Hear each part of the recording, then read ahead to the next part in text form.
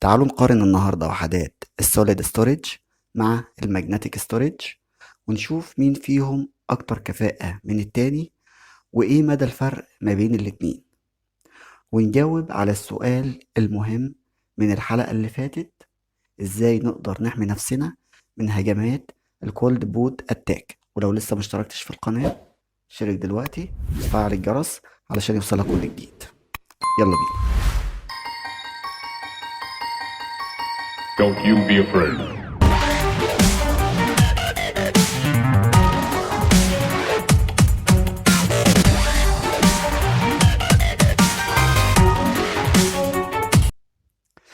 السلام عليكم ورحمة الله وبركاته. أنا معتز رجب وأنت على قناة هاكر ماسترز سكول. هنتكلم النهاردة عن باقي الجزء الثاني من جزء الاستورج أو وحدة التخزين، وهنبدأ زي ما عودناكم بالكلمات على طول. وهنبدأ مع بعض جزئية الكلمات: speed سرعة، comparison مقارنة، up to يصل إلى، price سعر، higher أعلى، lower أقل، performance أداء، endurance تحمل، version إصدار.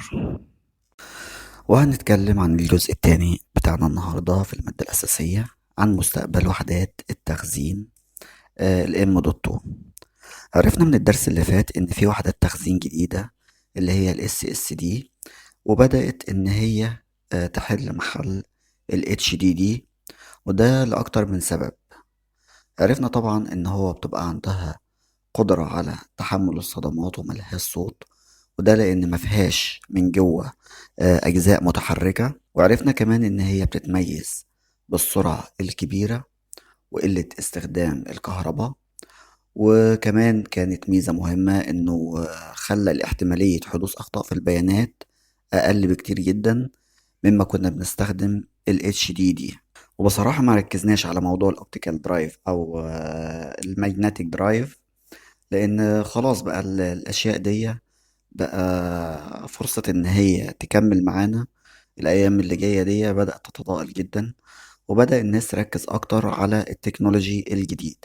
فبدأت مثلا الفلاش ميموري تبدأ تحل محل الأوبتيكال درايفز، وبدأ ال SSD يحل محل ال HDD.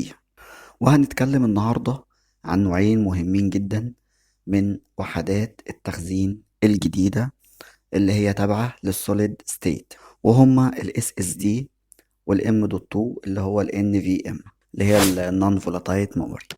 مبدئيا ال M.2 ده سلوت جديد في المذر بورد بيسمح لنا ان احنا نركب عليه SSD من نوعية Non Volatile Memory Express. وطبعا ال Non Volatile Memory Express ده بروتوكول جديد بيستخدم لنقل البيانات بدلا من الساتا، وبيتيح لينا سرعة نقل بيانات بتوصل لحوالي 3 جيجا ونص. وفي النوع الأحدث منه اللي هو اللي بيشتغل على البي سي اي اي 4 ممكن يوصل لحد معانا 7 جيجا ونص بير سكند. ومبدئيا لازما المذر بورد عندنا تكون بتدعم ال NVMe، وحتى لو جبنا هارد M.2 NVMe وركبناه على مخرج اللي هو الساتا في المذر بورد، مش هيفرق كتير جدا عن الهارد ال SSD العادي. ولو بصينا على وحدة التخزين اللي قدامنا دول هنلاقي مكتوب عليهم 4 أرقام. الرقمين الأولين دول بيشيروا لعرض الوحدة بالمليمتر، والاتنين التانيين بيشاوروا على طول الوحدة بالمليمتر برضو. طب احنا لو بصينا في الصورة التانية دي اللي قدامنا كده هنلاقي في عندنا 3 أنواع من وحدات التخزين. في عندنا أول واحد من على اليمين فوق اللي هو الساتا ال SSD وال M.2 ال SSD وال NVMe SSD. طبعا احنا مش هنتكلم عن الأحجام، هنبدأ نبص على السبيد أو السرعات بتاعتهم. هنلاقي أول واحد اللي هو الساتا ال SSD بيقدر إن هو ينقل بيانات بسرعة 550 ميجا في الثانية الواحدة. ال M.2 اللي هو ال SSD هنلاقي ان احنا لو مركبينه على برضه مخرج ساتا هيدي لنا هو نفس السرعة اللي بتديها لنا الاس اس دي الساتا، هنلاقي اللي هي 550 ميجا بير في الثانية.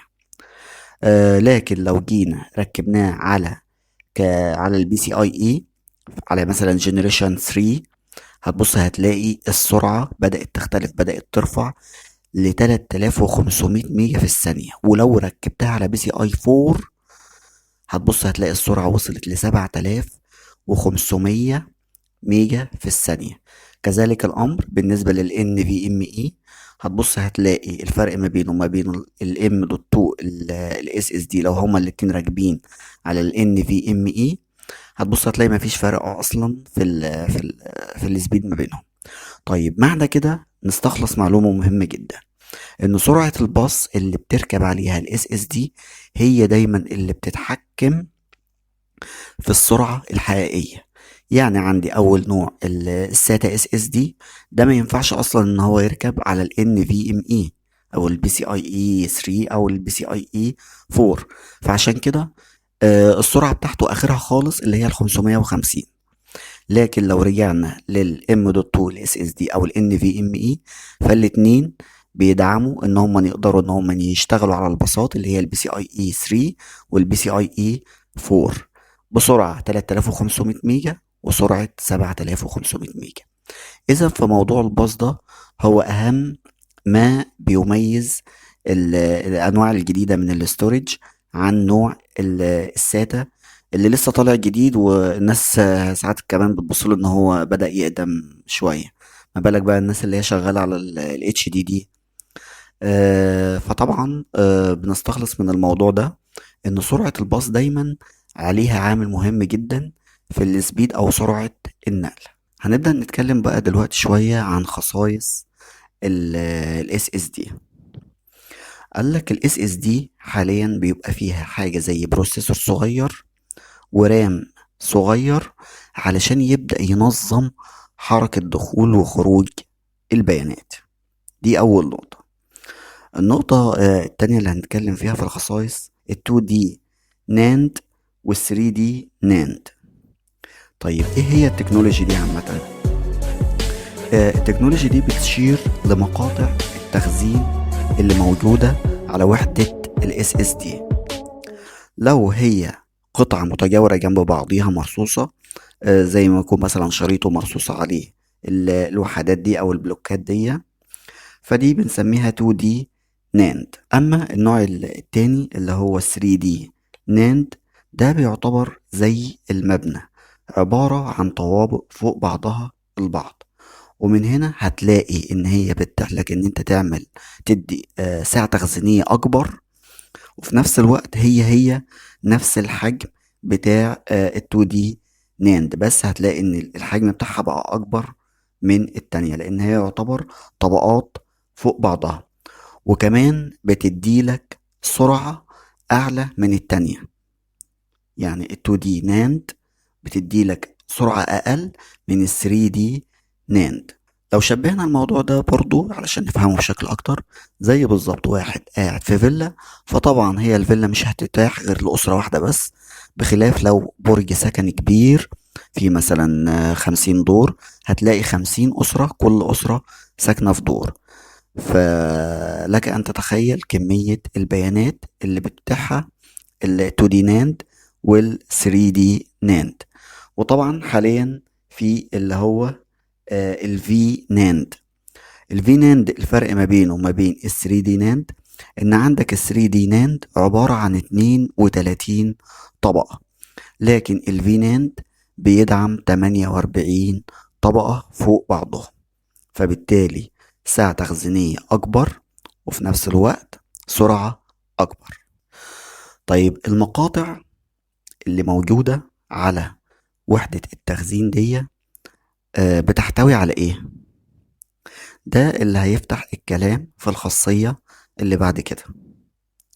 عندنا كل مقطع يا إما بيبقى فيه خلية واحدة، الخلية الواحدة دي بيتسجل فيها بت واحد، يا إما زيرو يا إما واحد. طبعا النوع ده من الخلايا بيسمى ال SLC Single Level Cell، أو ممكن يكون فيها الخلية الواحدة 2 بت، وفي الوقت ده بتسمى MLC أو Multi Level Cell. في نوع تالت اسمه التي ال سي، وده التريبل منه او الثلاثي، وده بيخزن 3 بت جوه الخلية الواحدة. الأخير هو الكيو ال سي، وطبعا بيسجل 4 بت كل الخلية واحدة. وطبعا على غير المتوقع، كل ما بيزيد عدد البتات جوه الخلية الواحدة، ده بيخلي عملية نقل البيانات أبطأ بكتير جدا مما تكون إن الخلية الواحدة بتحتوي على بت واحد. يعني لو عندنا خلية فيها 3 بت وخلية فيها 2 بت، ال2 بت هتبقى أسرع من ال3 بت. فلذلك لما هنيجي نشتري مثلا وحدة تخزين SSD، هنبص عليها هل هي مكتوب عليها TLC أو SLC، وهنلاقي في الموضوع ده اختلافات في السعر على فكرة عالية جدا، لأن الموضوع ده مؤثر بشكل كبير جدا. يبقى إذا احنا عندنا 4 أنواع من المقاطع اللي فيها خلايا اللي بتتخزن جواها البتات، يا إما أحادية البت في الخلية، أو ثنائية البت في الخلية، أو ثلاثية البت في الخلية، أو رباعية البت في الخلية الواحدة. وعلى فكرة كل ما بيزيد عدد البت في الخلية الواحدة بيقلل من عمر الاستورج الافتراضي. يبقى إذا ال SLC أو السنجل ليفل سيل دي أعلى واحدة فيهم، وهتبقى أغلى واحدة فيهم. وهنتكلم دلوقتي عن تحديد العمر الافتراضي لل SSD بتاعنا. أنا دلوقتي أي ستورج بستخدمه بيبقى ليه وقت معين وبيبدأ يحصل فيه دامج.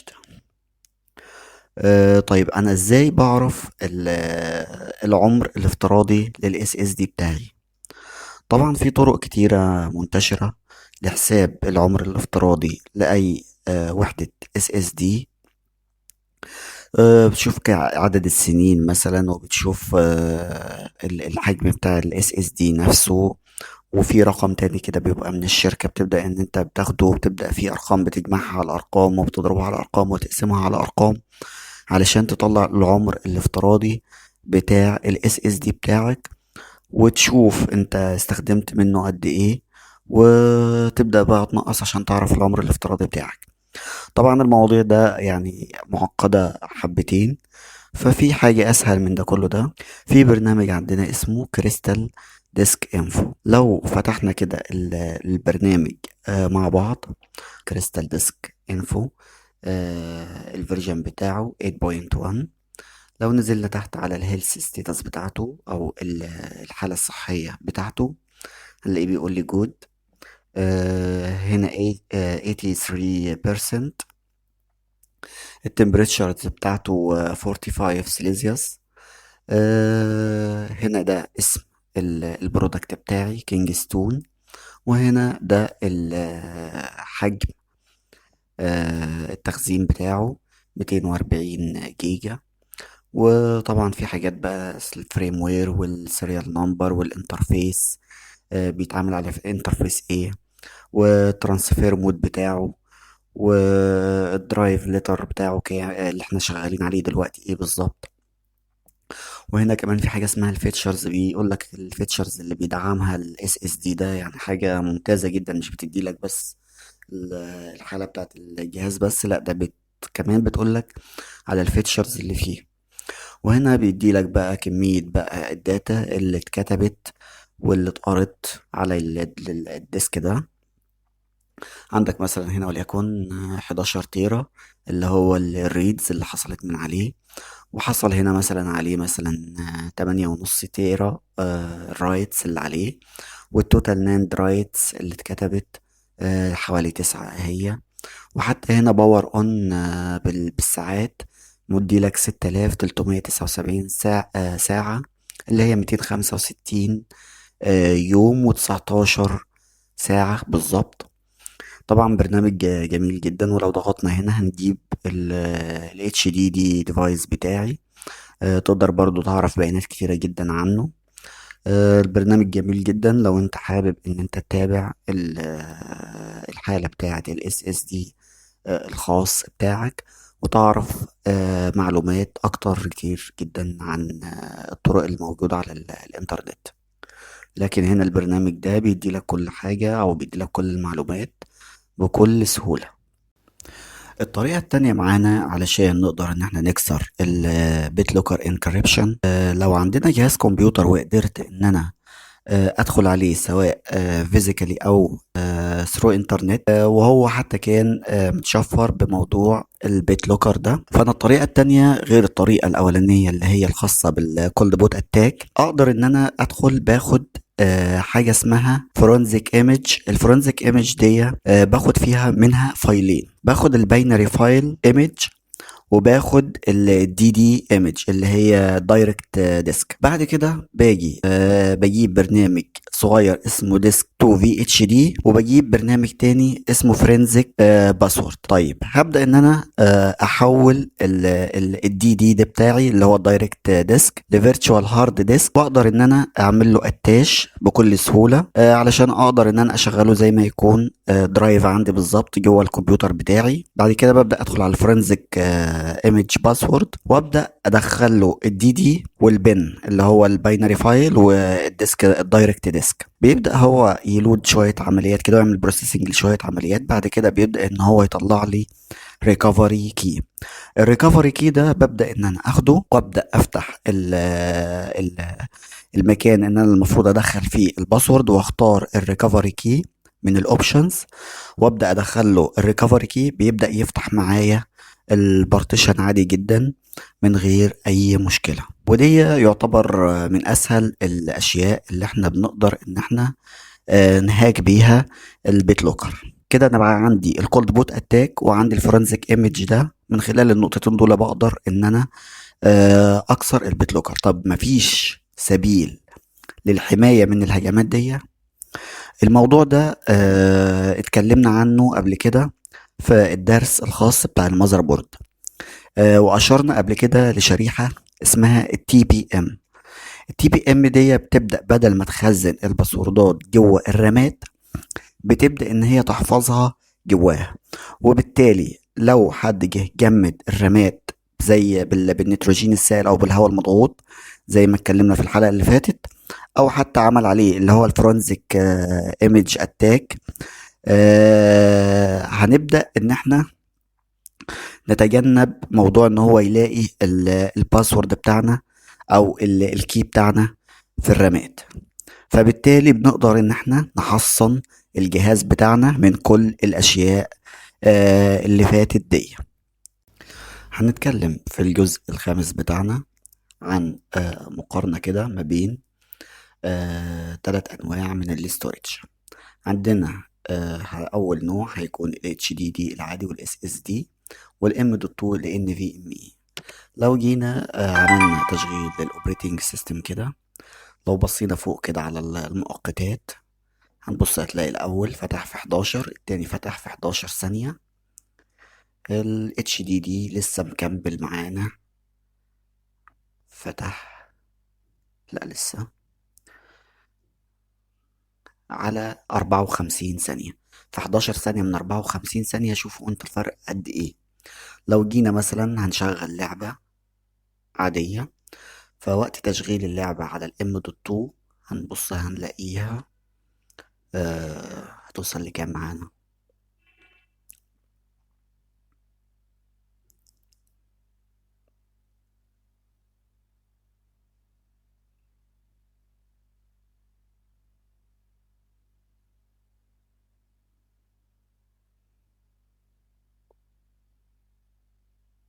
وصلت 27 ثانية، 28 ثانية على الاس اس دي. هنشوف على الاتش دي دي هتاخد وقت قد ايه. 39 ثانية.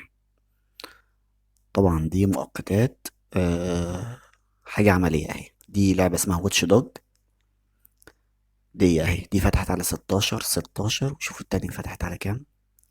دي فار كراي هتبدأ تعد معانا.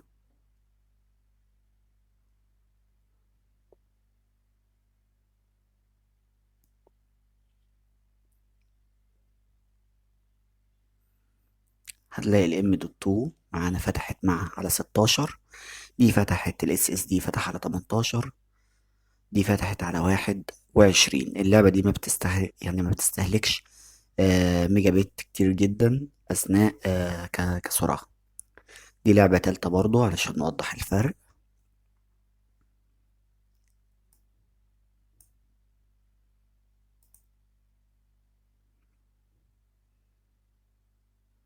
الأولانية 6 ثواني، التانية 6 ثواني، التالتة ال HDD لسه 5 دقيقة. قعدت دقيقة علشان تفتح. جزء الأسئلة: وفرت شريحة TBM حماية أعلى مع استخدام بيت لوكر، صح ولا غلط؟ وحدات ال SSD أسرع من ال M.2. ال SLC أفضل من التكنولوجي اللي بتسمى TLC. في ناس كتيرة جدا بتتكلم معايا بتقول لي هو ايه لازمة ان انا اعرف كل انواع الهجمات دي؟ كل نوع من انواع الهجمات دي لما بتعرف المضاد بتاعها انت بتزود نفسك كفاءة في السايبر سيكيورتي بشكل قوي جدا. فانت لما تمنع حدوث المشكلة وتأمن نفسك من البداية قبل ما المشكلة نفسها تحصل، بيبقى افضل ما المشكلة تحصل وتعالجها. فخليك دايما سباق بالحماية علشان لما تبقى فيه مشكلة ما تبدأش تدور على حل بعد كده، لا، دور على حل للمشكلة من قبل ما تحصل. والسلام عليكم ورحمة الله وبركاته.